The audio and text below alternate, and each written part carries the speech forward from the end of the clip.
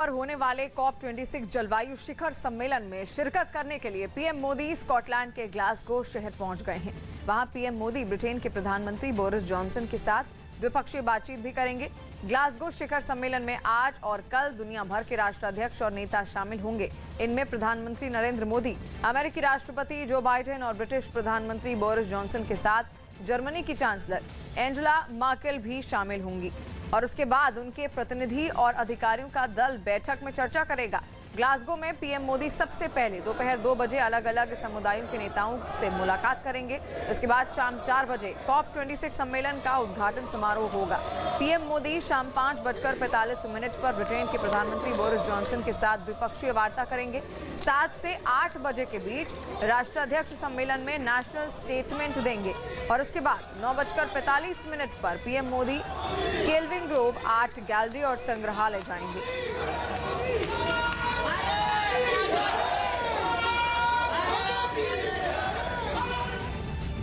Glasgow में प्रधानमंत्री मोदी के होटल पहुंचने पर वहां बड़ी संख्या में भारतीय समुदाय के लोग उनकी एक झलक पाने के लिए मौजूद थे।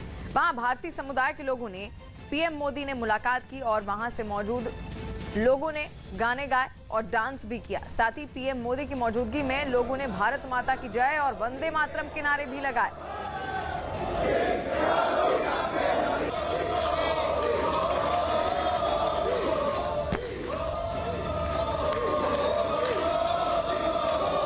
एक्साइटेड है। हम सभी एक ग्लासगो इंडियन ग्रुप को रिप्रेजेंट करते हैं जो ग्रुप ऑफ आईटी प्रोफेशनल्स हैं और हम सभी यहाँ पे जो प्रवासी भारतीय हैं उन लोगों की मदद करते हैं। भारत से भी जो लोग आते हैं उनकी मदद करते हैं। चाहे कोविड में हम लोगों ने बहुत ज़्यादा मदद करी है। जो लोग स्ट्रगल थे, स्टूडेंट्स जो स्ट्रगल कर रहे थे, हमारा एक नारा है भारत के बाहर भारत का निर्माण। इस नारे को लेके हम लोग सब साथ में चल रहे हैं। स्कॉटलैंड में आना is a big thing for us. हम लोग बहुत ज़्यादा खुश हैं हम लोग और उनको देखने के बाद बहुत ही ज़्यादा अच्छा लगा। It's a dream come true for us. विदेश दौरे से लौटते ही प्रधानमंत्री नरेंद्र मोदी वैक्सीनेशन अभियान पर बड़ी बैठक करेंगे। न्यूज 18 के अमिताभ सिन्हा की रिपोर्ट है कि विदेश से लौटने के फौरन बाद प्रधानमंत्री 3 नवंबर को वैक्सीनेशन अभियान से जुड़ी समीक्षा बैठक करेंगे, जिसके तहत वो देश के 39 से ज्यादा जिलों के डीएम से बात करेंगे जहां वैक्सीनेशन की रफ्तार सुस्त पड़ी हुई है। 3 नवंबर को होने वाली इस बैठक में झारखंड, मणिपुर, नागालैंड, अरुणाचल प्रदेश और महाराष्ट्र के मुख्यमंत्री भी शामिल होंगे और इसके बाद प्रधानमंत्री मोदी 5 नवंबर को उत्तराखंड के केदारनाथ जाएंगे, जहां वो केदारनाथ मंदिर में पूजा करेंगे और श्री आदि शंकराचार्य के समाधि स्थल और उनकी प्रतिमा का अनावरण करेंगे। इस कार्यक्रम में साधु संतों को भी आमंत्रित किया गया है और बीजेपी ने इसके लिए एक खास प्लान भी बनाया हुआ है। सरकार की सख्ती के बाद भी पंजाब के कुछ जिलों में पराली जलाने की घटनाएं थम नहीं रही हैं। राज्य के जिन जिलों में पराली जलाने की घटनाएं सामने आई उनमें मोगा भी शामिल है। जहां धर्मकोट रोड के दोनों ओर मौजूद खेतों में लगी पराली को किसानों ने आग के हवाले कर दिया। पराली जलने से उठने वाले धुएं ने पूरे इलाके को ढक लिया और सड़क से जो लोग गुजरे उन्हें भी परेशानी हुई। एक पासे सरकारां किसानां ਨੂੰ अपील कर रही है कि खेतों ਦੇ ਵਿੱਚ ਪਰਾਲੀ ਨੂੰ ਅੱਗ ਨਾ ਲਗਾਓ, लेकिन दूजे पासे ਜਿਹੜੇ ਆ किसान भी ਆਪਦੀ मजबूरी दस के खेतों ਦੇ ਵਿੱਚ पराली ਨੂੰ ਅੱਗ ਲਾ ਰਹੇ ਨੇ। कमोवेश कुछ ऐसी ही तस्वीर राज्य के अमृतसर से भी सामने आई। वहाँ भी कुछ किसान धान की फसल काटने के बाद खेतों में बची पराली को आग के हवाले करते दिखाई दिए। इस सिलसिले में जब किसानों से बात की गई तो उन्होंने सरकार के रवैये पर नाराजगी जताई। एडियां महंगियां मशीनां कित्थों लैके आवांगे? सरकार उत्थे एसी दे कमरे 'च बैठी आ, उत्थे हवाई किले सारे जाते आ। पंजाब, हरियाणा और पश्चिमी उत्तर प्रदेश के कुछ जिलों में पराली जलाने से सीधा असर दिल्ली की हवा पर पड़ता है और वायु प्रदूषण बढ़ने पर दिल्ली के लोगों को सांस लेना तक दूभर हो जाता है। देश में कोरोना के बढ़ने का खतरा एक बार फिर से मंडराने लगा है। दिवाली के मौके पर बाजारों में खरीदारी के लिए उमड़ी भीड़ को देखकर तो यही लग रहा है कि मानो लोग एक बार फिर खुद ही कोरोना की महामारी को न्योता दे रहे हैं। दिल्ली हो, मुंबई हो या इंदौर हो या फिर चेन्नई शहर अलग अलग हैं, लेकिन बाजारों की तस्वीरें एक जैसी हैं। दुकानों पर जमा लोगों की भीड़ में लोग आपस में नहीं बल्कि मास्क से दूरी बनाए दिखे। ज्यादातर लोगों के चेहरे से मास्क गायब दिखे और ऐसे में आशंका जताई जा रही है कि इस तरह की भीड़ कोरोना की तीसरी लहर को दावत तो नहीं दे रही। वहीं मध्य प्रदेश के इंदौर से भी डराने वाली कुछ तस्वीरें सामने आई, जहां दिवाली की खरीदारी करने के लिए बाजारों में हजारों लोगों की भीड़ उमड़ पड़ी और इंदौर के राजबाड़ा बाजार में लोगों की भारी भीड़ दिखाई पड़ी तो दिवाली से पहले दुकानों पर खरीदारी करती हुई नजर आई। वहां ज्यादातर लोगों ने मास्क नहीं लगाए हुए थे। सोशल डिस्टेंसिंग की तो मानो किसी को परवाह ही नहीं थी। राजबाड़ा इंदौर का वही इलाका है जिसे पिछले साल रेड जोन में रखा गया था। कोरोना फ्री होने के बाद एक बार फिर 30 अक्टूबर को इंदौर में कोरोना के 8 मरीज मिले, जिसने प्रशासन की चिंता बढ़ा दी। वहीं national centre for disease control के पूर्व अध्यक्ष अक्षय धालीवाल ने भीड़ की वजह से कोरोना के बढ़ते खतरे की आशंका जताई। सर, लगातार केसेस बढ़ रहे हैं, बीच में केसेस काफी डाउन हुए थे। क्या ये फेस्टिवल की वजह से ये सब हो रहे हैं? क्या वजह मानते हैं आप? देखिए, जो कोरोना का इन्फेक्शन है ये एक रेस्पिरेटरी इन्फेक्शन है और इसमें सबसे बड़ा जो कारण रहता है वो 2 फैक्टर हम कहते हैं साइंस में। जो एक्सट्रिंसिक फैक्टर होता है वो ये जो है वो चीज़ जहाँ पर भी ओवर क्राउडिंग हो रही है, जहाँ पर भी बहुत से लोगों का मिलन हो रहा है, जो फेस्टिवल अभी जैसे गणेश चतुर्थी का फेस्टिवल गया, दुर्गा पूजा का फेस्टिवल गया, विजयदशमी का फेस्टिवल गया, तो इसमें अपने यहाँ कहा जाता है कि उत्सव है। ये उत्सव का मतलब हुआ कि उत्सर्ग कि मन में इच्छा होती है कि जो है वो हम सबके साथ बैठें और एक उत्सव का माहौल जो है वो रहता है, उसमें मिलना जुलना, और इसकी संभावना जो है वो थी। वही बाजारों में बढ़ती भीड़ की डरा देने वाली कुछ तस्वीरों के बीच एक आंकड़ा हैरान कर देने वाला है। न्यूज 18 के रवि सिंह की खबर के मुताबिक देश के 13 राज्यों के 48 जिले ऐसे हैं जहां कोरोना की वैक्सीन की पहली डोज 50% से कम लोगों को लगाई गई है। 2 नवंबर से टीकाकरण के लिए चलाए जाने वाले केंद्र सरकार के हर घर दस्तक महाअभियान में इन 48 जिलों में वैक्सीनेशन पर ज्यादा जोर रहेगा। केंद्र सरकार का ये अभियान 2 नवंबर से शुरू होकर 1 महीने तक चलेगा। यूपी में अयोध्या में मुख्यमंत्री योगी आदित्यनाथ ने राम जन्मभूमि का काबुल नदी के जल से अभिषेक किया। अफगानिस्तान की एक बच्ची ने काबुल नदी के जल को रामलला पर चढ़ाने की गुजारिश प्रधानमंत्री नरेंद्र मोदी से की थी, जिसे अमल में लाने के लिए खुद मुख्यमंत्री योगी आदित्यनाथ अयोध्या पहुंचे और उन्होंने मंत्रोच्चार के बीच सबसे पहले काबुल नदी के जल को गंगा जल में मिलाया और फिर उन्होंने दोनों ही नदियों के पवित्र जल से राम जन्मभूमि का अभिषेक किया।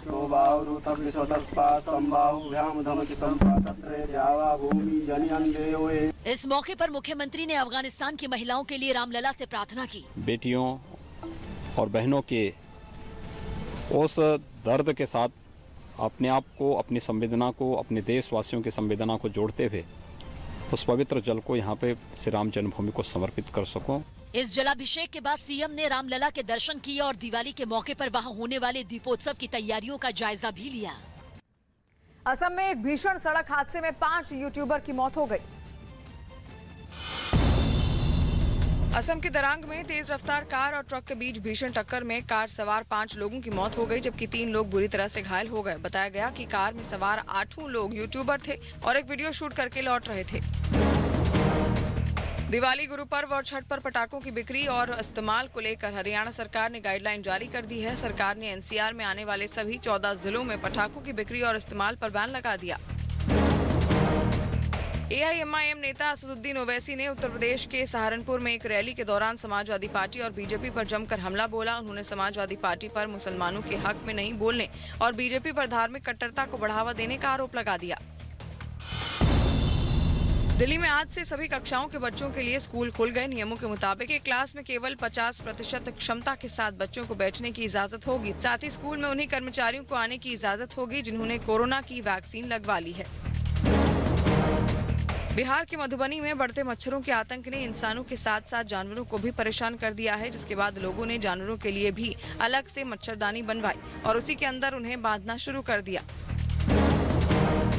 दिल्ली के पास हरियाणा के फरीदाबाद में एक सांड ने एक बुजुर्ग महिला पर जोरदार हमला कर दिया। इस हमले में बुजुर्ग महिला की मौत हो गई। सीसीटीवी तस्वीरों में बुजुर्ग महिला सांड को घर में घुसने से रोकती दिखाई दी और इसी बात से नाराज सांड ने उन पर हमला कर दिया। दिवाली से पहले देश भर के बाजारों में खरीदारी के लिए उमड़ी भारी भीड़ ने टेंशन बढ़ा दी। देश में कोरोना का खतरा अभी टला नहीं है, वहीं कई राज्यों में एक बार फिर इस महामारी के मामले तेजी से बढ़ रहे हैं। इसके बावजूद लोगों पर इसका कोई असर पड़ता नहीं दिख रहा। दिल्ली के सदर बाजार से जो तस्वीरें सामने आई वो डरा देने वाली थी। कोरोना के खतरे को नजरअंदाज करते हुए सैकड़ों लोग वहां खरीदारी करते दिखाई दिए। बाजार में भीड़ इतनी थी कि पैर रखने की भी जगह नहीं दिखी। चारों तरफ लोगों का हुजूम दिखाई दिया। इन तस्वीरों को देखकर ऐसा लगा ही नहीं कि किसी को भी कोरोना का डर हो। ऐसे में लोगों से सोशल डिस्टेंसिंग की उम्मीद करना पूरी तरह बेमानी था। कई लोग तो बिना मास्क के ही घूमते नजर आए। टोके जाने पर ऐसे लोगों के पास वाहनों की भी कोई कमी नहीं थी। हाँ, बिल्कुल बचना चाहिए, लेकिन हम सेफ्टी के साथ चल रहे हैं। मास्क है मेरी जेब में, अभी लगाया नहीं है मैंने। दिल्ली के लाजपत नगर का भी यही हाल रहा। वहाँ भी किसी को कोरोना का खौफ नहीं था। भीड़ से बचने के बजाय लोग बाजार में जुटते चले गए। दिवाली की खरीदारी के जोश में लोगों ने कोरोना के सभी नियमों को भुला दिया। और इसी तरह दिल्ली के कई दूसरे बाजारों में भी भारी भीड़ नजर आई, तो वहीं मुंबई के लोगों पर भी दिवाली की खरीदारी का जुनून ऐसा चढ़ा कि उन्होंने सभी नियम ताक पर रख दिए। वहाँ तो लोगों के बीच पटाखे खरीदने की होड़ दिखी। पटाखों की दुकान पर लोग एक दूसरे के नजदीक खड़े रहे। बड़ों के साथ बच्चे और महिलाएं भी भीड़ में शामिल नजर आईं। डर तो है थोड़ा, वैसे हम लोग आए तभी देखा, बट हम लोग प्रिकॉशन से ही ये सब चीजें कर रहे हैं। देश के कई दूसरे शहरों से भी भीड़ भाड़ की इसी तरह की तस्वीर सामने आई। श्रीनगर की खूबसूरत डल झील एक बार फिर मशहूर फिल्म कश्मीर की कली के सुरीले गीतों से गूंज उठी। कश्मीर के टूरिज्म में को बढ़ावा देने के लिए प्रशासन ने वहां एक हफ्ते तक चलने वाले फिल्म फेस्टिवल की शुरुआत की। लेकिन ये कोई ऐसा वैसा फिल्म फेस्टिवल नहीं। इसके लिए डल झील को फ्लोटिंग थिएटर यानी तैरते हुए सिनेमा घर में बदल दिया गया। एक खुली हुई नाव में 4 बड़ी स्क्रीन लगाई गई, जबकि दर्शकों को आसपास तैर रही हाउस बोट में बैठाया गया। फेस्टिवल की शुरुआत हुई शम्मी कपूर और शर्मिला टैगोर पर फिल्माई गई मशहूर फिल्म कश्मीर की कली से।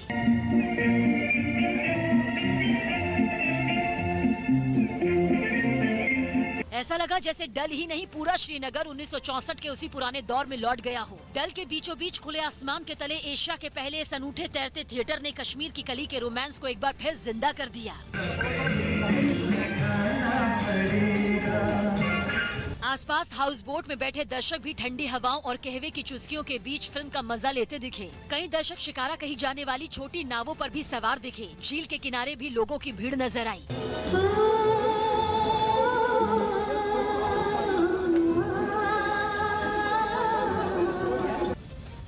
क्योंकि कश्मीर के इतिहास में ऐसा पहली बार जो हुआ था, इस फिल्म फेस्टिवल को खास बनाने के लिए पूरे इंतजाम भी किए गए। और जैसे ही कार्यक्रम शुरू हुआ, रोशनी से जगमग शिकारे झील पर तैरते हुए आगे बढ़ने लगे। इन नावों में पारंपरिक वेशभूषा में तैयार होकर पहुंचे कलाकार सवार थे, जिन्होंने तैरते हुए शिकारे में ही कई तरह के कार्यक्रम पेश किए।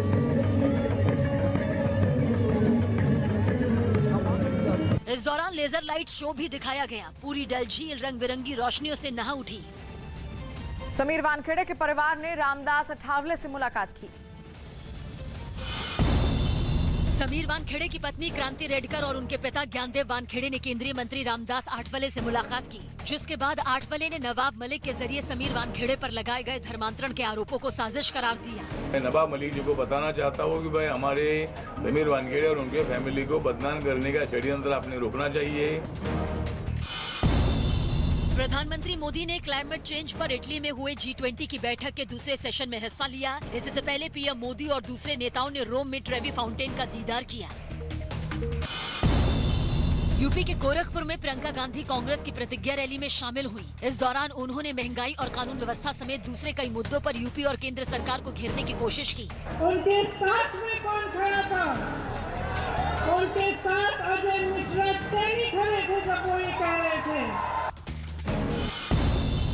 यूपी में 2022 में होने वाले विधानसभा चुनाव से पहले समाजवादी पार्टी की विजय रथ यात्रा हरदोई पहुंची। इस दौरान अखिलेश यादव ने बेरोजगारी, किसानों की समस्या और लखीमपुर हिंसा समेत दूसरे कई मुद्दों को उठाया। इसके साथ ही उन्होंने कांग्रेस को भी निशाने पर ले लिया। सीबीआई और ईडी को पीछे लगाने की आदत कांग्रेस की रही है। उसी कांग्रेस के रास्ते पर भारतीय जनता पार्टी चल रही है। स्पेन के मैड्रिड में इंटरनेशनल लाइट फेस्टिवल का आयोजन किया गया।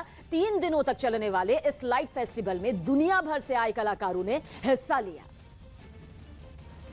जिन्होंने रंग बिरंगी लाइटों से शहर की प्रसिद्ध इमारतों पर ऐसी शानदार कलाकृतियां उकेरी जिसे देखकर फेस्टिवल में आए लोग खुशी से झूम उठे। कोरोना काल में हुए इस लाइट फेस्टिवल को देखने के लिए दुनिया भर से लोग पहुंचे, जो इसकी तारीफ किए बिना रह नहीं पाए।